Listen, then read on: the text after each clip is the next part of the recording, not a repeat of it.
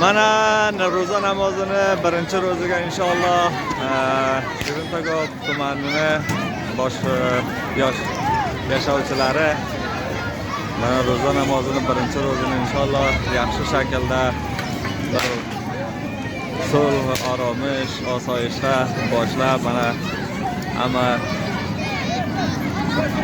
o'lkadoshlarimiz, tumandoshlarimiz hammasi inshaalloh yaxshi shaklda bayramni yaxshi shaklda sipari qilib bormoqdalar va mana ko'rganlaringizdek hamma mana shu sulh, oromish, osoyishta samarasiki bizlar mana shunday qilib bir bayramni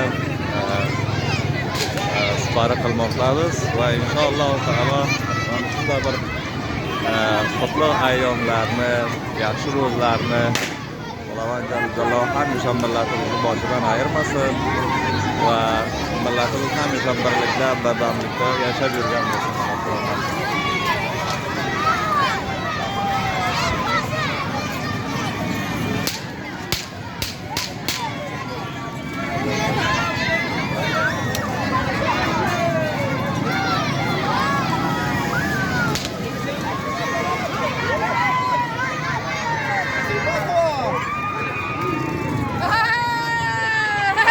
Bola Chtori.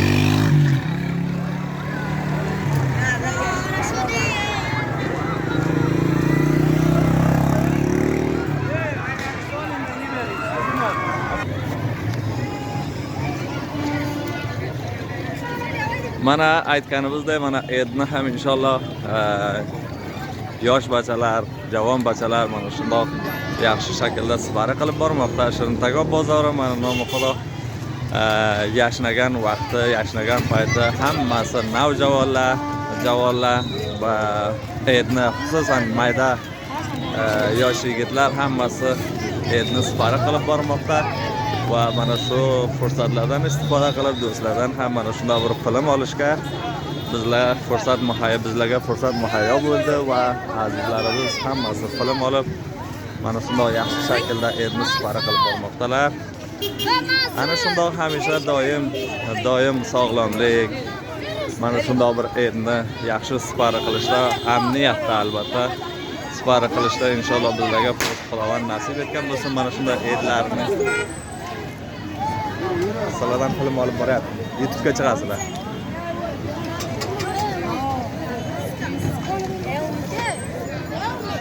Mana inshaalloh Shirintagoqni mana bu bozoridan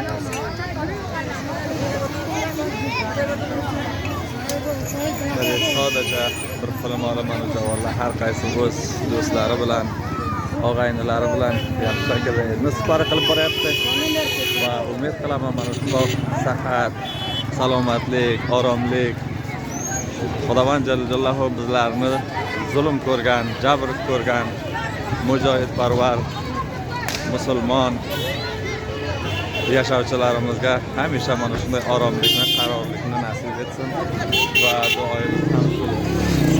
Shirintagob bozori nomi xudo hamishagidan oldin jo'shqinroqdi va mana shu jo'shqinligi sulh oromishda yashovchilari yaxshi shaklda Eidni sipari qilsalar deb umid qilamiz.